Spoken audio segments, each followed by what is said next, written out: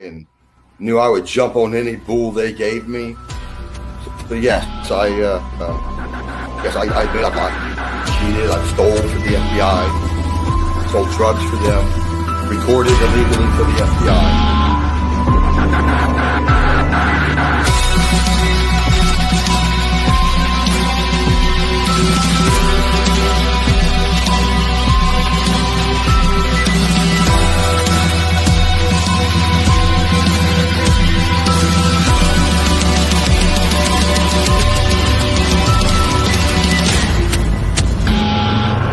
Why don't you take my mind? Just to already love my life.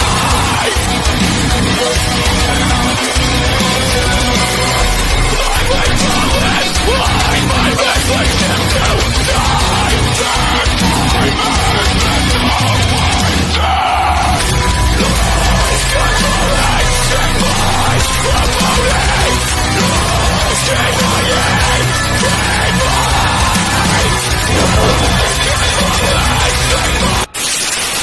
What the fuck is going on here?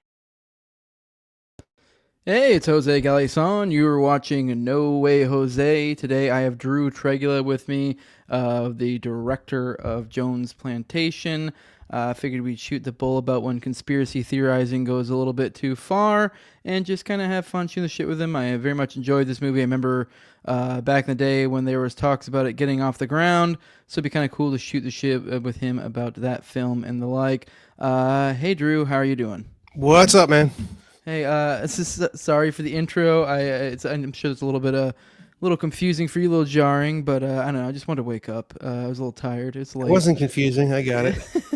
you woke picked me up too. on- I'm tired too, man. It woke me up. It's a good little pick me up. I thought it sort of fit in the themes, at least with the music, lies. I know with Jones Plantation, I'd assume you're ideological. I mean, it'd be odd for you to kind of create that movie without being kind of a similar bent of me and my audience. I guess more liberty oriented or whatever. I don't know if you want to just take a time to kind of talk about that. What got you into this movie project? It was kind of a fluke. I actually was going to. It was 2020, like it was February actually, so it was right before all the COVID horse shit. And they were already starting to show videos of like Chinese people falling over, and you remember that. And the before times, right at the last minute of the before times, and then I went down to that in Acapulco, actually, that conference down in Acapulco, and it was me and the who turned out to be the AD in the film, Doug Mize, and we were going to do it. We were going to do a documentary called Democracy Down, and we were just going to interview people from all over the political spectrum. And the idea was like, the system doesn't work. It's, what we need to start thinking about, what's going to happen and what can we do next, kind of thing, if I remember correctly. And then I was there. I interviewed a bunch of people. I interviewed James Corbett and Doug Casey. I interviewed. I don't know if you know that guy is. Doug Maybe? Casey. I know. I believe I know a Doug. He's Casey. old school. He's like OG. He was on. He got famous. He was on. If you remember, who's the guy with the white hair that used to do the daytime talk show? What was that guy's name? I don't know. Doug Casey was on the show in like the 70s, talking about gold and silver, like the late 70s. I know Donahue. Donahue. Remember Donahue? Yeah, I know Donahue. Yeah, amazing. That's old school. Yeah. He was on there. But he's the international man. That's his thing. Anyways, I don't get tied up with Doug Casey, but but actually, that's an interesting guy because that guy's based. He went to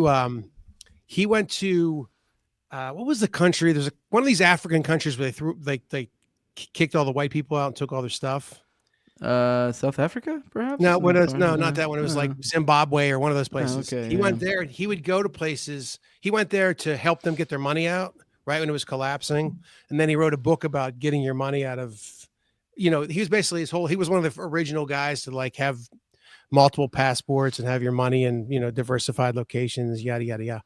But anyways, I ended up interviewing Larkin, and I met Larkin Rose, which a lot of people in here know of. Some like him, some don't like him, but he's a man of integrity. I can tell you that.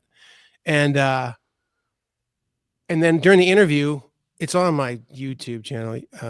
He's talking. I was talking about, democracy and how, with slavery, at least you could see the whips and the chains, but with democracy, it's subtle. It's not even subtle. I'm tired, but you know what I'm saying. You can see the whips and chains that you can't. They pretend like you're free, but you're not free. It's all a ruse. With your vote, with your fake vote and everything.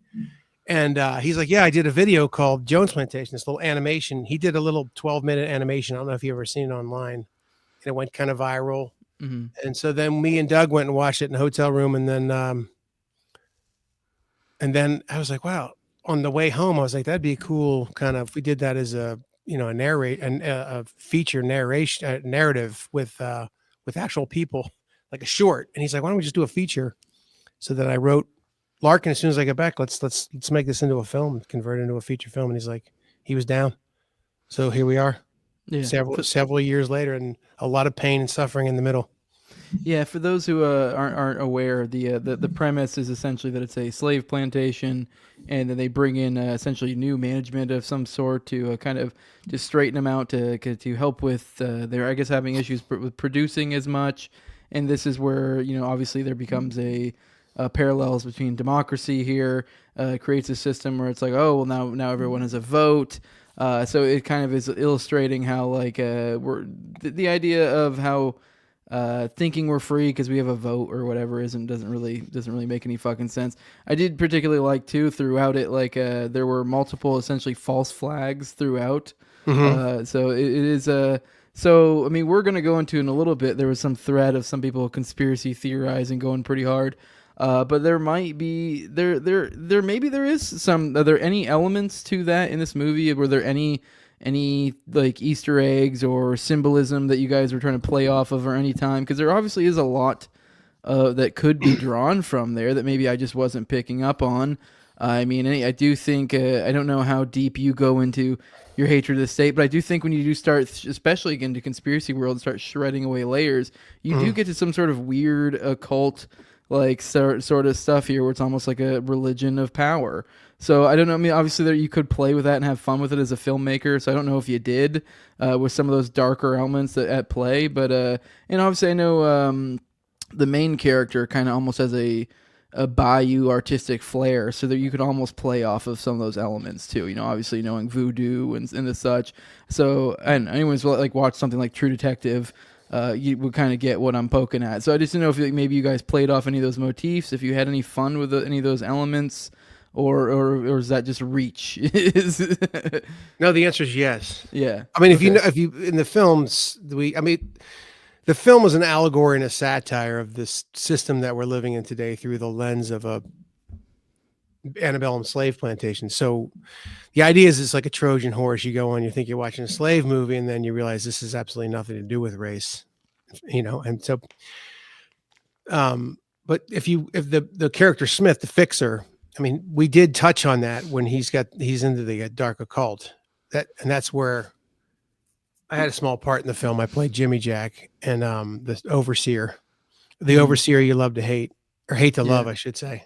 And you hate to love, and that was really what turned him when he saw, because he had suspected that I don't want to give the film away, but that he had done the thing to the little girl, and then he's going up to talk to him, and he stumbles upon him doing this weird occult ritual. Mm-hmm. He's like, "What? This is not what I signed up for. I'm just generational overseer guy. I'm keeping the slave plantation. Everything's the way it's supposed to be. What's going on here?" So, but yeah, the answer is yes.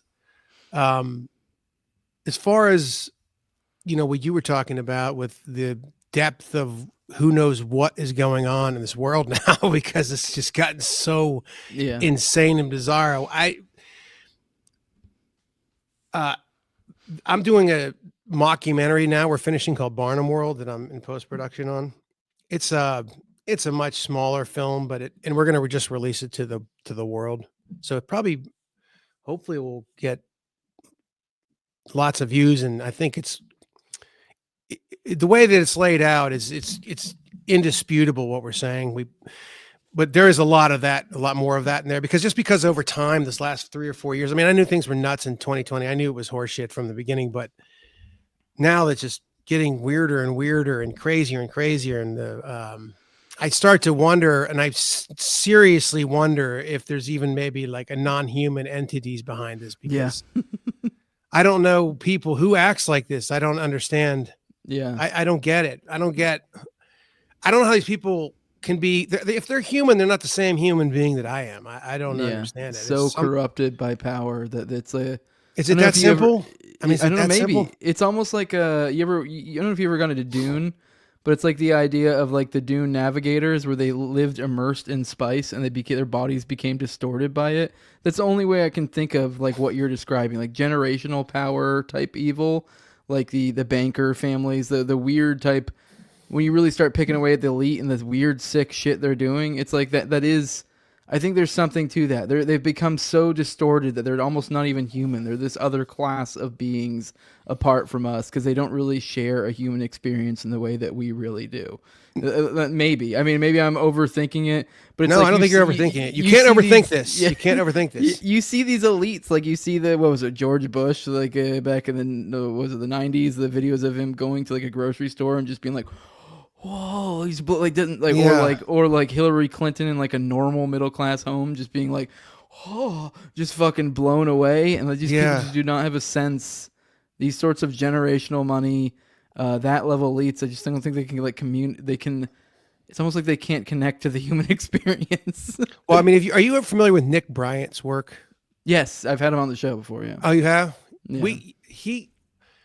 I can't remember the name of the book. The something scandal, the thing in Nebraska that happened when they had the child. Franklin scandal. Yeah. Yeah. When you look at that and you start and the depths of depravity and evil, and it's interesting because I listen to his stuff periodically, and over like the last couple of years since I've discovered him, and he's starting to get more and more, because he was more like even keeled kind of center guy, and now he's like.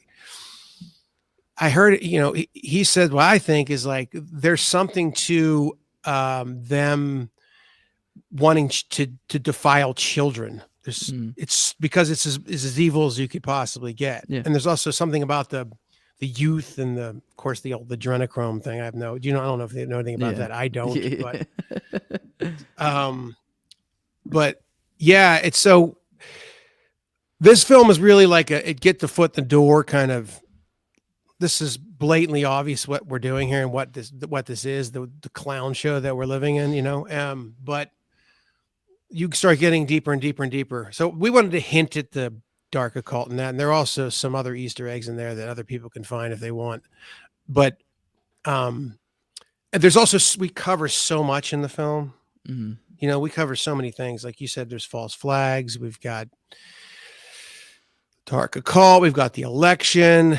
We've got we have political ads. We've got God. I can't even remember. There's so many. There's so much that it's such a broad thing, and I hate to make the excuse of a budget, but even if I had a big budget, I'm not a big fan, generally speaking, of 3-hour films, and that's really what it had to have been. In fact, Larkin and I collaborated on the script, and his first draft was like 200 pages. I'm like, dude, this is gonna be like Gone with the Wind. It's gonna be we're gonna have to do a mini series. This isn't gonna work. Mm-hmm.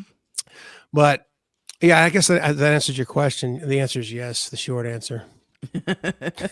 On the occult side of things, yeah. Yeah. Well, yeah. Well, cool. I did kind of feel like that was something going on there. Let's go ahead and get into the thread I was referring to, just for funsies. Yeah. It says, remember when you learned that our rescue in Sound of Freedom was actually a Freemason smokescreen run by the same organized crime syndicate involved in trafficking? Get ready for another reveal. Jones Plantation is just another lousy Revelation the Method Freemason honeypot. I guess to start... Go ahead. Oh no, I'm sorry, I didn't cut you off. Go ahead, it's your show. I was just going to start. Are you even a Freemason? Not that necessarily would implicate you, but no, I'm not a Freemason. Okay, but the other thing, I'm not even. But is that true about the what's the other movie? The other two movies you just mentioned, Freedom, Sound of Freedom. Is that true? I don't even know. I Is have that no idea. I mean, I know that I believe there was some weird. I remember seeing some weird stuff about the Sound of Freedom guy that maybe didn't quite do the things he made out to be. Maybe he's a little bit more spooked up than we thought. Right. Maybe it's a little bit more sinister.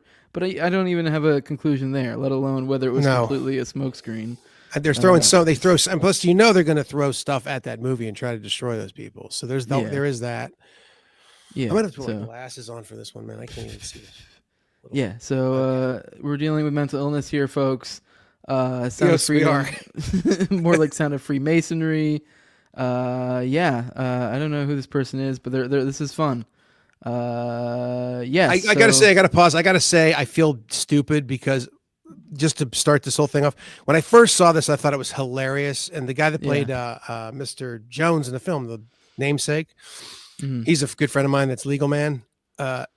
We would laugh and we had a good laugh at this, but then I realized one of the things we'll get into this later. I don't want to get ahead of ourselves, but he brings up pedophilia and pedophile rings.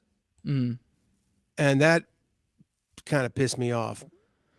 So I'll talk more about that in a minute, but go ahead. Oh, in here. Yeah. Well, that's obviously what they're going to get to. I mean, it goes right here. It goes don't know how anyone could take Mel Gibson or Liz Churchill seriously. Sound of Freedom was one of the great Freemason psyop smokescreen trafficking cover-ups. Anyone that was pushing Sound of Freedom is, in my view, part of the club, which is like retarded. I don't know. What are they doing with it? What's the smoke screen? Like, what is the end goal? What is he talking about? I don't even know. I feel like you need to know layers of stuff here. Like, I don't think they just assume everyone's as invested in the story as they are. I think most people just see like a popcorn, save the kids, we don't like kids getting raped kind of story, and they don't look for angles upon angles like parapolitic heads might, and be like, might start asking questions. I don't think most people put this much legwork into a movie that's generally just about like, hey, maybe we shouldn't sexually traffic children. But even if you did put that legwork in, like, what does he think? Why would they make that movie? I'm really curious. Like, why would they make that movie as a smoke screen to run kids? I don't. What are they doing? Are they running them through the set? Like, I don't get what's going on. I don't know. I mean, it's the only thing to divert the idea of how this stuff works, but I don't know. Maybe let's make a massive movie that brings a bunch of attention on ourselves, so that we have now we have a pedophile ring. I don't get it. I don't know. I mean, I guess unless the idea is, I believe he's supposed to be some sort of government agent. Unless the idea is that they're like trying to make the bad guys look like the good guys. That's the only thing I could try to construct out of why this would be a smokescreen. You're kind of flipping things on his head. I mean, was that necessary? I mean, everybody already likes Mel Gibson. What's the point? I don't know. I don't even know what this has to do with Mel Gibson, to be honest with you. I didn't even know Sound of Freedom had anything to do with him. But okay. Does it? Sound of Freedom? I forgot. Yeah, he's not even in that, is he? Yeah, no. I mean, I guess maybe he produced it or something. He might be involved in that end. He might. Oh no, you know what? He pushed it. He did push it hard because he's good buddies with James Caviezel. Yeah. All right. First of all, let's look at director Andrew Treglia. This is hilarious. This is greatness. Let's set aside for now the fact that the family name screams Southern Italian Mafia. He's got you there. I'll get you that. You do sound like, if I was like naming off some operatives in Operation Gladio, that does sound like it might be one of the people. Does it? Yeah, I mean, it was all like tied into like the fucking Vatican, Italy, like those type of areas. So it does sound like a Italian. Yeah. But my name's Neapolitan. Neapolitan. Could you call that Southern? I mean, it's kind of middle. I don't even know. There's literally a town in Italy with my name. And just look at the hand to chin pose, sign of sacrifice. This is where it's getting golden. When, yes. I mean, did you perfectly plan that pose for this, or was this just like maybe one of those poses directors tend to give? I didn't even know I was getting a picture taken of me. Okay. I had a guy, Daniel Remark, who ran around. We did a mini series of like the behind the scenes stuff, and I don't know. Somebody shot a picture. Yeah, I wasn't opposed. Like this was that scene. I believe that scene was the scene where, put the damn mask. We did the mask. Do you remember that scene? I don't know if you remember it. It's been yes, I remember that now. Yes, they threw the mask on him. That we had. There was everybody on the set was on that scene. In the scene, every actor was in that scene. I believe. There might have been, I think, but I believe everybody was in that scene or close. And it was like 5:00. And we had to get this scene done, and we had 3 shots. And I was just trying to go. I mean, I was just in the groove. Like, how are we gonna do this? Kind of thing. Like, you go there, you go there. And we did the first take of it. I said, if this scene works, if this shot works, it'll be a miracle. And then it worked, and everybody was like jumping up and down. And that was like the first, like 8 days into the shoot, something like that. And that was when I was like, okay, we might have something here, because that was a miracle. Like, there was no doubt. We did 3 takes, and, we had all 3 takes, but we got it in the first take. And it was all handheld, and it was just, there were so many moving parts. It was so crazy. And so I was just like, what are we gonna, what are we gonna do? Yeah, that's it. But yeah, no hand to chin, no mafia, none of that stuff. Unfortunately, Yeah, well, I wish I could say I was in a mob, but what are you gonna do? I guess this is evidence, as other people have done this before. Although, I mean, to be fair, maybe there is some symbolism here, but I think it's also just kind of a common pose people do without even thinking about it. That's the goofy headshot pose. Yeah.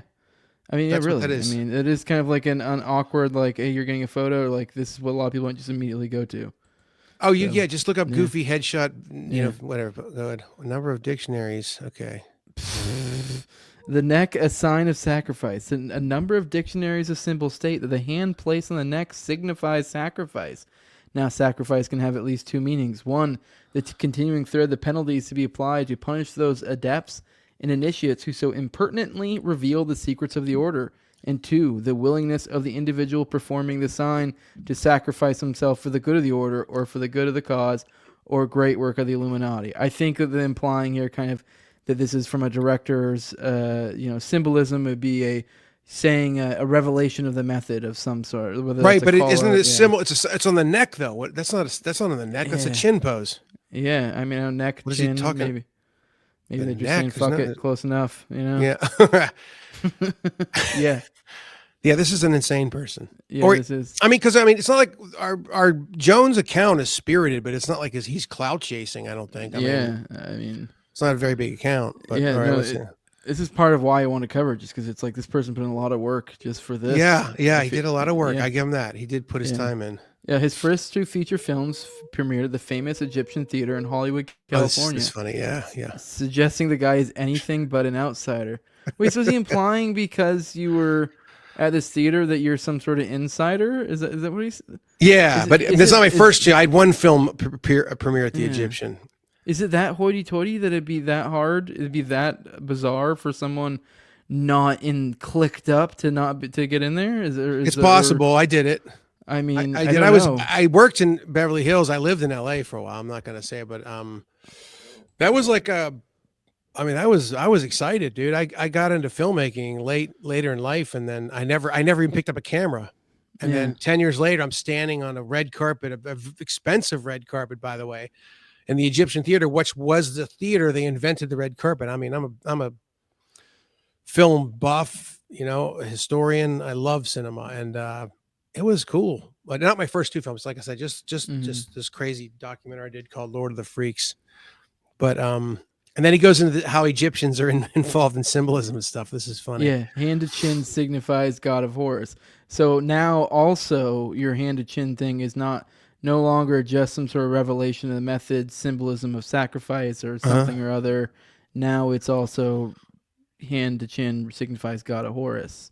So, because there's this thing with the hand to the chin.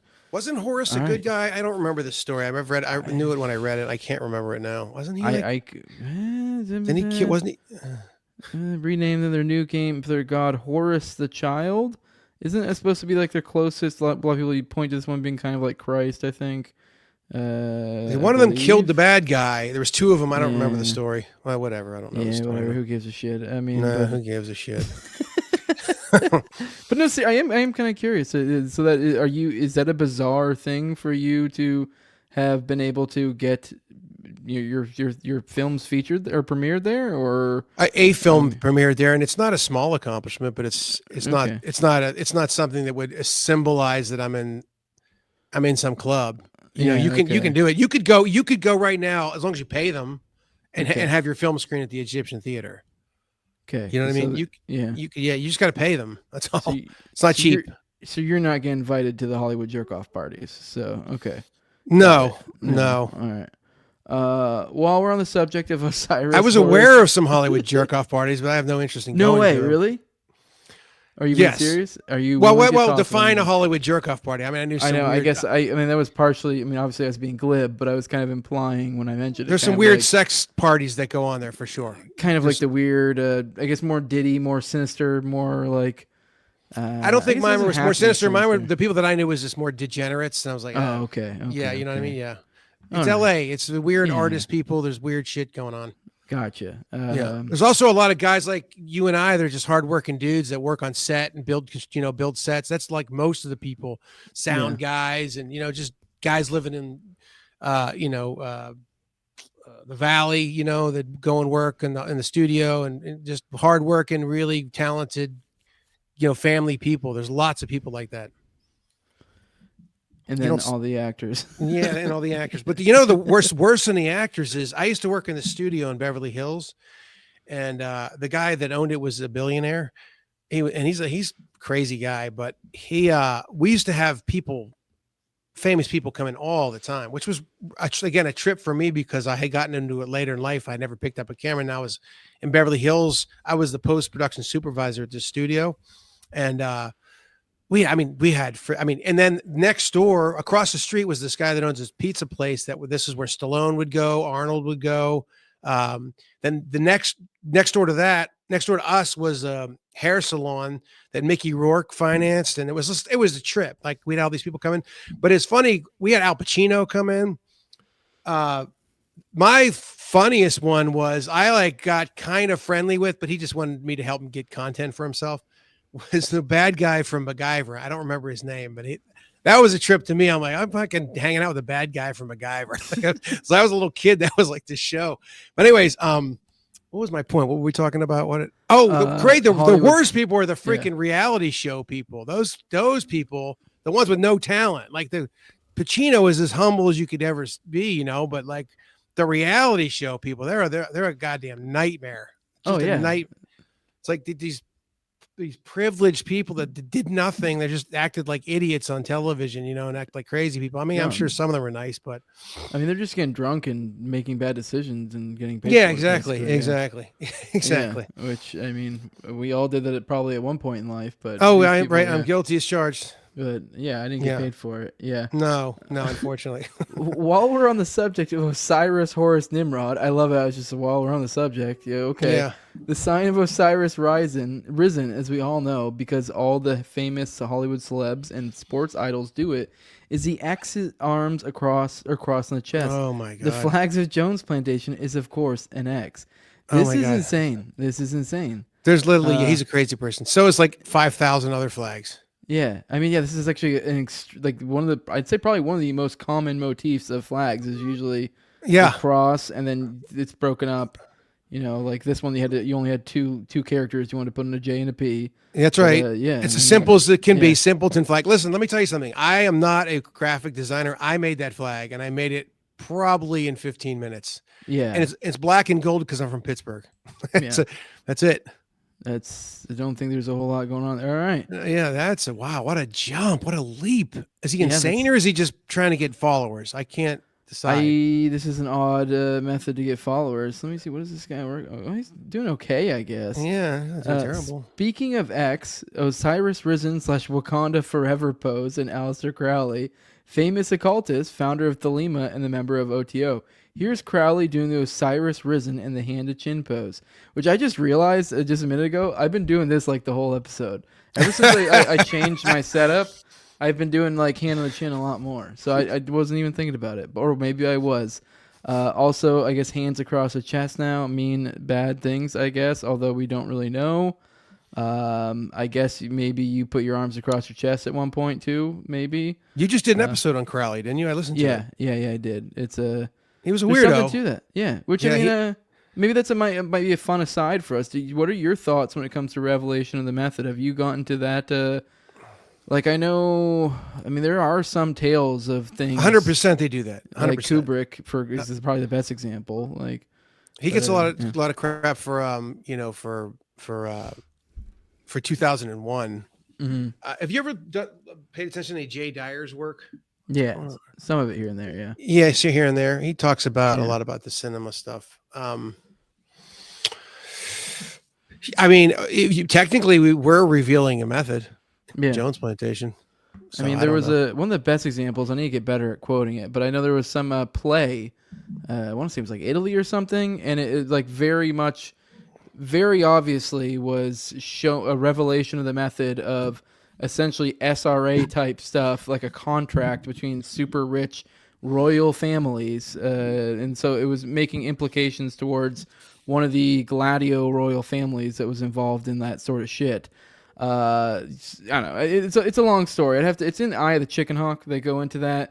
Okay. And the guy died shortly after, and it's like in the play depicted like these rich, powerful families that do these sexual, essentially rituals as a form of a contract for really, really, really powerful people, essentially. Well, okay. But when you talk revelation of the method, we reveal a method. To me, revelation of the method is also.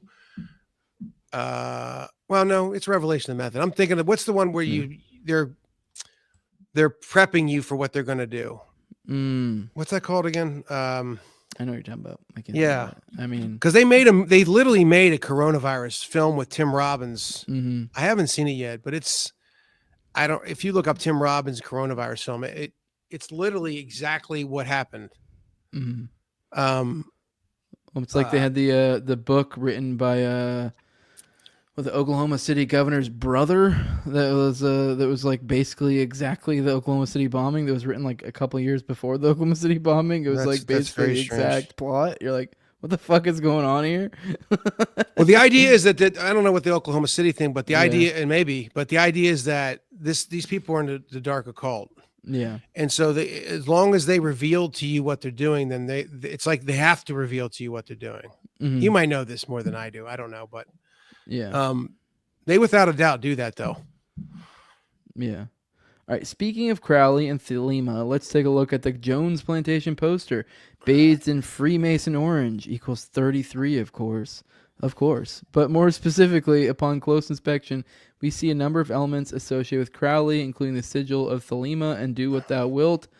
I mean, I would say with this character, though, that would fit, like, if you did put in those things in here. So, like, I mean, he's kind of the bad guy. So he's not kind of the bad guy. He is the bad guy. But there's other bad guys in the film, though. Yeah. Yeah. By the way, what I was talking about is predictive programming. That's what I was talking about. There we go. Yep. Yeah. That's yep. That makes sense. Okay. So this poster was made by an artist named Sean D'Anconia. This is actually not the official poster. This is called Psychotronics of the Modern Monarch Mind. Sorry, Psychotronics. Sean is a incredible, world-renowned artist. He really is. I like it. Well, yeah. I mean, this is obviously subjective, but I mean that to me is one of the best film posters I've ever seen. And I love film posters. But it's not. It's more of an art piece. So when we worked together and stuff on it, but when it was done, it was done. It wasn't like I could go back and go, hey, could you cut that or cut this? Like that's the official poster is another poster that I did do that with. That's a cool poster too, but that is something. If you go to Sean D'Anconia's website, his work's incredible. It's beautiful. I found him because he did the book cover for. Do you remember that guy Vinny Armani? I don't know whatever happened to him. Do you remember Vinny Armani? Yeah, Vin Armani. Yeah, Vin Armani. Now he's Cyprian, I think, but like he like never. He hardly ever posts. I don't know what he's doing these days. Yeah. Well, he turned into an Orthodox Christian. I think Yeah, maybe he just changed his steel. Yeah, which is good for him. But I think he's just an alternate timeline tape brother. Yeah, but he did a book, and Sean had done the book cover, and so I contacted Vin, and he turned me on to Sean, and then we went back and forth. And I mean, it is. If we were trying to hide what we're doing, like the book, it's so blatantly obvious what's going on there. I mean, it's all in front of your face, and so it's not like, I mean, where's the secret here? This guy's revealing to us. It's right there. It is. There's the poster. You can look right at it and see it all there. So you're saying there are like occult elements? Oh my God! Look at the poster. Yeah, there's well, I mean, like, I mean, obviously, but I'm like, I didn't know if there's anything particularly specific that's like all like Sinister, or I mean, they are kind of. I don't know. There's some. I'm not seeing any overt Remember the guy ones. that's right behind me. Wait, where? Yeah. Man, you could sit and stare at that thing. There is Yeah. so much going on there. I mean, you can get a magnifying glass. You Oh, won't believe. here's That's how there that's you how go. serious Sean is. That's the one Yeah. they pointed out too. I know that's some sort of fucking Which one? occult symbol. Well, you can see the dollar, and then the I mean, because he got he watched the film. He got the idea of the big picture the of the film. Thelema sigil. I guess they are right there, but I mean, whatever. It would make sense. He's about Thelema. Like this does tie into what we were talking about earlier with kind of how that does make sense. Where it is like there's almost like this religion of power, which is things like Thelema, do what thou wilt. All this like revelation of the method, predictive programming, this sort of thing. So it's like, like it makes sense that these would be tied into this. Smith says in the film the people that the methods that he used have been used for thousands of years. He says it in the film. Yeah, I mean that's for centuries. He says it's been used by people for centuries to control the masses. I mean I mean, ultimately, that's what all these like secret schools. I think that the people talk about. That's like a lot of what that is. Yeah, it's just keeping information from the people and kind of using it to control them, and then they have certain methods to do that. I mean, occult is just knowledge, and dark occult is just hidden knowledge. That's all that means. It's exactly right what you just said. Yeah, Thelema symbolism shares a lot of similarities with other occult branches of Freemasonry, Satanism, and witchcraft. Which I mean, probably. Yep. Like I think these things kind of it's like I've been talking about last episode of Already Dead. There was this weird case of the Delphi murders where it was connected to Odinism, and like there seemed to be this weird groups that there seemed to be some sort of like but at the same time it has all the same elements of SRA. So because usually SRA is some sort of satanic element or something, but it's like a difference of the distinction. It's the same thing. You're just swapping out whatever fucking visual symbols, the what's the words I'm looking for? The visuals essentially is all you're swapping out. And I think, which is kind of a similar thing with like Thelema, Aleister Crowley, that kind of was like that. I don't think it really mattered so much what the symbol was as to the fact that there were symbols, and it becomes part of this whole big working type magic that you're pulling on people type thing. So yeah, I kind of rambled a little bit there, but no, you're right. Yeah. Speaking of Freemasonry, the artist who composed the elaborate design for the poster made sure to include some Masonic checkerboards and Latin references to Babylon, New World Order, and a certain Roman poet from the 1st to 2nd century. Yep. But wait, there's more. I mean, that's pretty fucking dope. I mean, good for him. That's what I'm saying. He puts his life into his work. You know what I mean? I'm telling you, you go to one of these posters and sit there with a magnifying glass and a joint, and you'll be like hours. You'll be looking at. There's so much stuff going on in there. I mean, it's incredible. This is actually kind of cool to look at it from this way, because like he is like this guy's skizzing one out, thinking there's some sinister shit here, but it's like. Obviously, he's reading the tea leaves all wrong, but at the same breath, he is like giving us an analysis of like, look at this, look at this, look at this, and you're like, yeah, you're right, but that's like not you're missing the point. Like, no one's trying to hide this from you. It's like you're just finding it. We're showing it. It's right there. Okay, yeah, I did kind of look at there's that thingamajig, whatever that is. It says, the Novus Ordo Seclorum, New Order of the Ages, that little symbol you see, always associated with like Illuminati or on the dollar. That's right. So you get that. This little this thing was to say, Quis custodiet ipsos custodes. Who will guard the guards themselves? Who will watch the watchmen? That's a dope fucking reference, actually. Yeah. Yeah. Okay. Oh, yeah, that is cool. Yeah. Yeah. See. Good for your buddy. He's killing it. Yeah. I count at least 3 Masonic checkerboards and 3 references to a Nuit Coptus / Eye of Providence. I don't know. I think that's the little the pyramid with the eye. Yeah. Isn't that what it is? What has he got? What's the top left one? What is that picture? The Masonic checkerboards. Oh, gotcha. Yeah, the floors, the whole thing with the floors. Okay. Plus lots of pentagrams and lots of trans flag rainbows. I mean, really? But that one he stretched on. That one he stretched on. There's just there's some blue and pink here. Maybe that's what he was getting at with this photo. Yeah, I don't think he didn't mean anything with the trans stuff. Yeah, and I don't think he was making a statement. That's the only blue and okay. Yeah, no, I promise you, there's no trans stuff on that poster. All right, we hold these truths under what looks like a glass dome or firmament. If you look closely, there's an all-seeing eye in the reflection of the glass. Seriously, but wait, there's more. Oh, that's Now look pretty at that cool. all-seeing eye. Look at that. See what I'm telling That's you? cool. Yeah, that's neat. We hold these truths.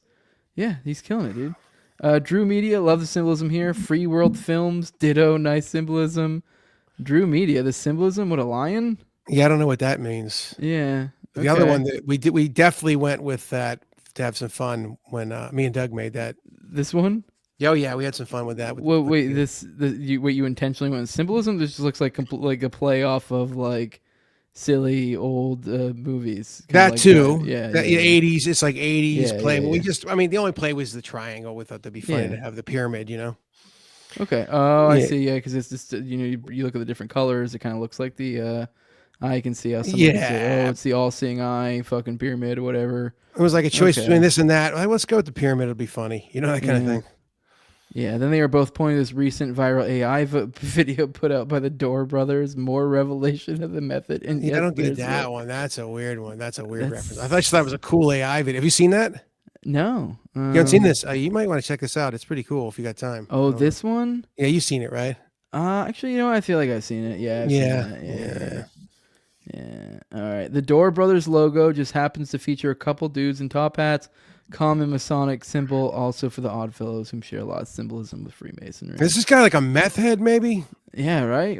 How do you go? This is outrageous. Yeah, okay, so because there's a dude with a top hat. That's wow. What a stretch. Right. Yeah, that's This incredible. this guy's walking over with a hammer looking for a nail. Oh, Jesus Christ! All right, well, we're almost getting there. We're almost. Okay. Interesting hat and Treglia in this group shot. Oh fuck! You wore a top hat.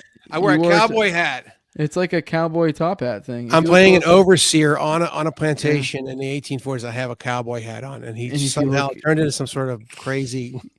If you look closely in the tie, the main character in the poster, more all-seeing eyes. Not convinced yet. There's more. All right. Yeah. Well, you wore that hat, which was part of your costume design. So I don't know. Okay. This chain imagery is interesting. Where have I seen that before? Oh, right. Our rescue of disgraced Freemason pawn Tim Ballard fame.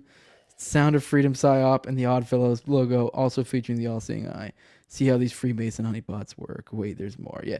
So chain symbolism. Okay. Which, I mean, I don't know how the fuck. I mean, Wow. It's hard not to, if you have something to do with slavery, to not make the chain like some sort of chains reference. Like, how do you? It's almost like you have to avoid it. Yeah. There's so many. Yeah. Yeah. Even like spiritual slavery, you're gonna have chains. That's wild. All right. Well, here's the last one. Of course, no Freemason Monero would be complete without a crypto play, and wouldn't you know it, Jones accepts Monero. Nice orange M logo. M is, of course, the 13th letter in a special number for the Masons. Wow. If you can't see Jones Plantation for what it really is, you're hopeless. All right. Yeah. I mean, I guess you collect Monero. Yeah. All right. I like privacy coins. Sue me. Yeah. Great thread. That's amazing. Sorry, I just scrolled one. All right, well, that was fun. That was really stupid. It was a waste of our time, but yeah, it was. It was fun. We got to admire some good artwork, shoot the shit a little bit. Yeah. I'm trying to think if there's anything else. Yeah. Where are you with the conspiracy theories? To what extent do you think? To what extent do you think the government's making shit happen, essentially, as opposed to letting it happen, or oopsies, look at the consequences of our actions? What part is the consequences of our actions? Say something like 9/11. If you just go, well, that's just awful, and that happened just because of blowback or whatever. Or you go, oh, well, the CIA was aware of this or that, but they didn't act, so it looks like they let it happen. Or are you to the extent where you're like, dude, they fucking said they put those guys on planes? Like, that's a different, like, that's our people basically, like, taking it down. Like, are you to that point? Are you like a full on Operation Gladio? Like, all these fucking intel networks are interconnected and fucking operating, like fucking doing ops of like fucking false flag, like fucking Operation Phoenix, Operation Condor, that sort of shit. Yes. Are you there? Yes. Yeah, I'm there, but I can't know exactly what happened. I mean, obviously, yeah, you can't know specifics. If I had to bet 100%, they are, and then you can bet for sure whatever the official narrative is, whenever and any of these things happen, that they're lying.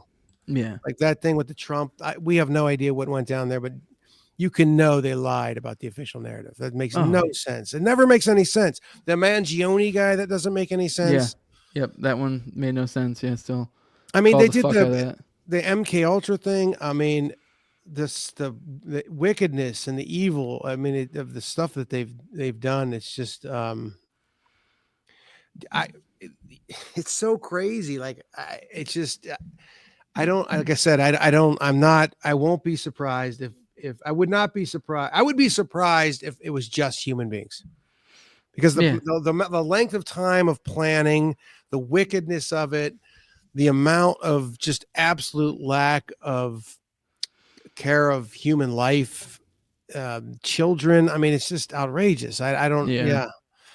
Yeah, when you get into like Operation Gladio stuff, like some of the, especially some of the Dutroux affair, Belgium, X dossiers, you start getting to the tales there of what the elites were doing up to, or North Fox Island. Yeah, you really get to like, holy fucking shit, it is insane. Like North Fox Island's like where they were like reportedly fucking hunting children and fucking Is elite that up in hunting Michigan? parties.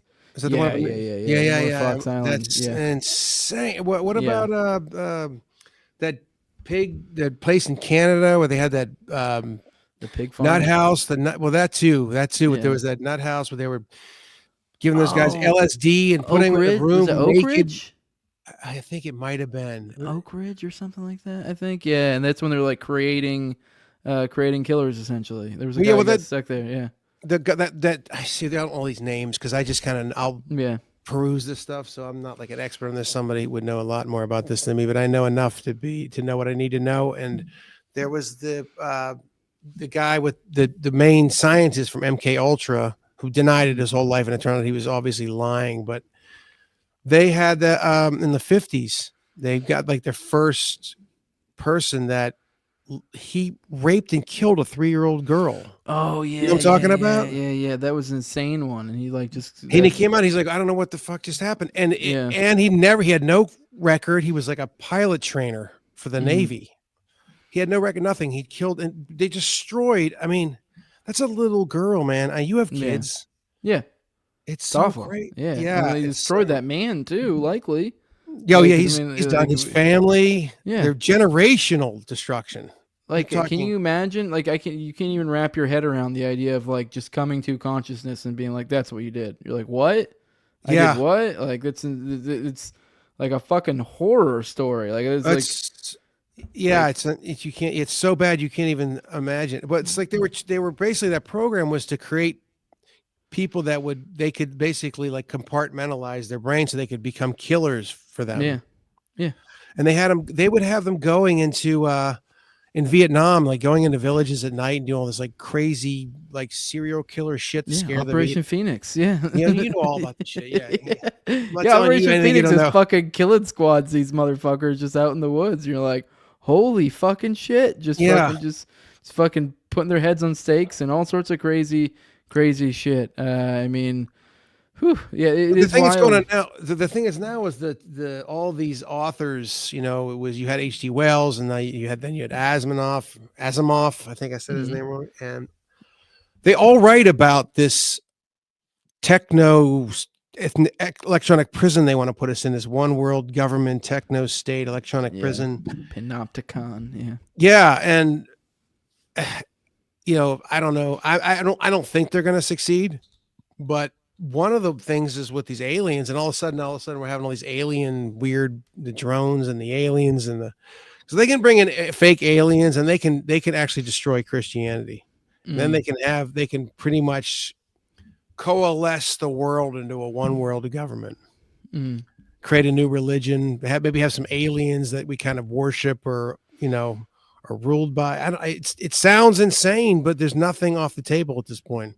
Yeah, I wouldn't be surprised if there were aliens running it. I mean, maybe aliens, Nephilim, whatever you want to call them. I don't fucking know. But yeah, I mean, it's so sinister the further back you peel the layers that you're like, whew, what the fuck? I mean, once you start getting into these small groups of power like Le Cercle, Opus Dei, like the high level shit, you're like, dude, just wild shit's going on. Council on Foreign Relations, like Like, what is going on in these high level elite shit? And it's kind of like, I don't know. We've seen stuff like Epstein, Diddy, and it's kind of like, I don't know, the writing's on the wall. What might be going on in these places? I mean, maybe I'm wrong. Maybe they're just nice, upstanding gentlemen having, discussions among Scotch. But these are the movers, the shakers of the world. And I don't know. I've heard some stories that say otherwise about this ilk. I mean, I don't know. I mean, I definitely originally came from like a theory standpoint where, because I was a big fan of Larkin back in the day, and I've read like Rothbard and all the thinkers. And then, you get to a point where you're like, yeah, fuck the state. Like, they suck. They like, you understand in theory. But it's like, once you start realizing, start getting into like false flags and stuff, or some of the examples in the past of the awful things they've done, like Operation Phoenix, Operation Northwoods. I've referenced Gladio multiple times, but Gladio is a great example because it's literally Northwoods done. Like, it's you realize like, holy shit, they really are just fucking filth. Like, James Lindsay's recently been on a tear about how us libertarians have a class theory, and it's like, what, I'm completely fine with having a class theory that says fuck those guys, and people who actually produce value in this world are maybe probably the good guys. So I don't know if you have any thoughts on any of that. I don't know if you, like, where you come from, so far as theory or specific examples of fuckery Kind of by theory the stuff government like goes out the window. I mean, for me, it's interesting stuff, but it didn't work. Did literally nothing to stop what happened in 2020. So I mean, like, personally, to have any kind of true freedom, to have any sort of anarchist society, which I don't even know if we're supposed to have. I don't even know if people are capable of, but if to have even that even remotely come true, people are going to have, there's going to have to be an elevation of consciousness of humanity from what it is now, which is sort of childlike. I need mommy and daddy to take care of me kind of thing. There's no chance that's going to happen with the way people are now. There's so few of us. That's not impossible, but I think you just got to carve your own space out and try to figure out, like, like you said, I think separating yourself from people is every bit you're right. You have to. I mean, it's where do you think it's going to go? Where do I think things are going to go? Yeah, where are they going? Are we in end times? I don't know. I don't think so. I mean, we're in weird times, that's for sure. But I don't know. I don't know where it's going. Damascus just happened. Yeah. I mean, there's a lot of weird. I don't know either. Yeah, I don't know. It's very weird. I'll be honest. The whole Syria thing really shook up my thoughts on the future, and so I'm still kind of reassessing. How so? Just because it really was a big chess move so far as the power players on the map, so far as like Russia, Ukraine, fucking America, Israel, like all Turkey. the geopolitics type stuff. So Syria just kind of falling, and I wasn't really paying attention to that. Kind of reshuffles things around, makes you really think about to what extent was Russia, Ukraine ever really what mattered? Was this just something to bog them down to keep them off the playing field? Because this opens up Israel very much for their Greater Israel Project stuff. Yep. And it really, this was at a time too where like I had lost pretty much all, hope's not the right word, all belief in the ability of the state, the competency of the state when it comes to these sort of, whether it comes to certain like ops, like if they were to pull off some sort of false flag today. It's like the reason why I think Blue Beam works really well is because it's such an easy op to pull. Whereas something like if they try to pull a Oklahoma City bombing again today, I feel like it'd be harder. There's too many internet sleuths, that sort of thing. God, I totally lost my fucking. What were we even talking about? I lost my fucking. I had a point and then I got lost. I'm tired like you are, man. Yeah, I had a point. What the fuck were we talking about? It's harder for them to pull it off today because of the.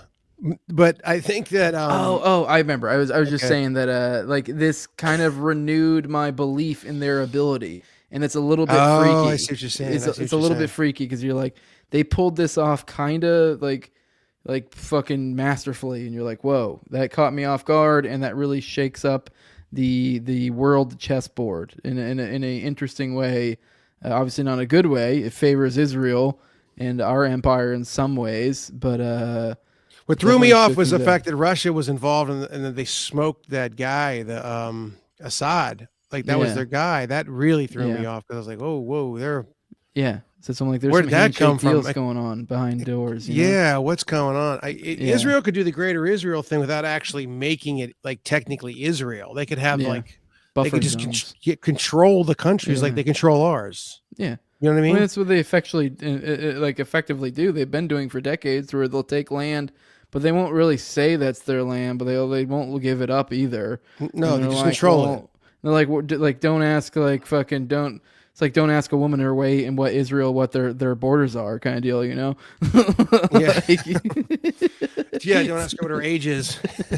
yeah, yeah. But I mean, I tell people like I hear people all the time. They say, "Well, we bombed this and we went to war in Iraq and we did." I always say this is just my theory, but I think it would really help us to stop calling it "we" because it's really important to understand that we're Americans and they are the United States federal regime and they occupy America. Now, obviously, there's the whole Israel thing.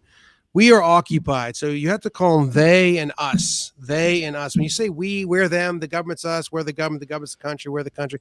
And it all melds together into one thing. We are not them. They are not us. We are occupied. And they absolutely despise the American people. And this place has become a looting operation. Well, and when all they're right. yeah, Okay, all right, sorry. brother. No, I'm done. Sorry. I'm sorry. I'm just I didn't mean to cut you off. I'm babbling on, brother. No, you're good. I was just gonna kind of bring it home here. Yeah. Drew, you want to let people know where they can find you? Do you have anything to promote? I know you said, I believe that before we started, you have a podcast that either you're working on or you're going to be doing soon. Yeah. Whatever you got. Well, they could find me on Twitter at Tregsman if they want. That will I don't tweet a lot, but I will be once the show that you were talking about. I'm going to be doing a show called Democracy Down. We'll start interviewing people. Hopefully, we'll get you on too. Yeah. They could find, if they go online, they could find Jones Plantation, or if we'd prefer jonesplantationfilm.com, but they can find it anywhere if they want. And I'll be coming out with the feature film Barnum World here pretty soon, next few months. So, well, yeah, look forward to seeing it. I appreciate you coming on for today. I do want to let you guys know that today's episode was brought to you by Nado Shave Co. If you're tired of the razor burn, irritation, and ingrown hairs caused by those deep penetrating multi-blade cartridges, then this is the way to go. Return to the traditional shave. You can shave just like your grandpa used to, whether you're shaving your entire face or just edging up your beard. The single blades provide a barber-grade shave for a fraction of the price. The standard issue gives you one traditional safety razor and a box of 100 stainless steel razor blades. $75 to shave for the whole entire year. Let's be real, though. It's probably going to last you a lot longer. But if you are someone who shaves on the regular, you may want to consider the Quarter Shave Club. That should put you about 25 cents per replacement blade. This is a COVID mandate refusing company. This company was born out refusing the mandate. Use Jose for 10% off your entire order. Let them know that we sent you. I like those. I like those razors. Those are cool. I'm gonna look into that actually. Oh, oops! I actually clicked the wrong. But yeah, no, they're great. I like that old school razor, man. I want to get one of those. Yeah, no, I dig it. It is good. It's great for like edging up. It's a smooth shave. Throw a little bit of water on there. It's nothing fancy, and it lasts forever. I mean, I'm not kidding when I say that little thing. I got 100 things. I've had it for like probably well over a year now. Not even barely put a dent in it because you can look at the photo. You can see both sides of that you shave with, so you flip it every time. Yeah, my grandpa used to shave with us for real. I mean, I know what you're talking about. Yeah. Does it give you a nice tight shave? Yeah, nice, great tight shave. Super fucking slick. Yeah. So yeah, I mean, I don't hardly ever like shave my whole face, maybe but like once a month or every Yeah, me neither. But just edge around. Yeah, it's great stuff. But yeah, I appreciate you coming on. Everyone, make sure to like, share, subscribe, comment, all that good stuff. If you're a patron, or if you want to support, patreon.com/NoWayJose2020. Lowest level is $2. That gives you early stuff. The highest level is my sponsors. I read them off every episode. My co-hosts on Tower Gang, at Tower Gang Toad, at AbrogateDees, at ZOVERICK, at _Infinite Zeal, Jacob Daniel, the Biblical Anarchy Podcast. You can follow him at Biblical Anarchy. Tim Tuttle at Jolly on Klebold, then Will Bell, his delicious blueberry rabbit eye wine, then big fan of the show at Real Josh Elliott, then Torin May as well. Appreciate you guys supporting me, help me do what I do. But yeah, like, share, subscribe, comment, all that good stuff. Boost us up in the algos. Thanks for coming on, Drew. We'll definitely have to do something here again soon. We'll do it again soon when we have some sleep. Hell yeah, dude. I'm tired. All right, brother. See ya. All right, we'll see you. All right, thanks. Yep.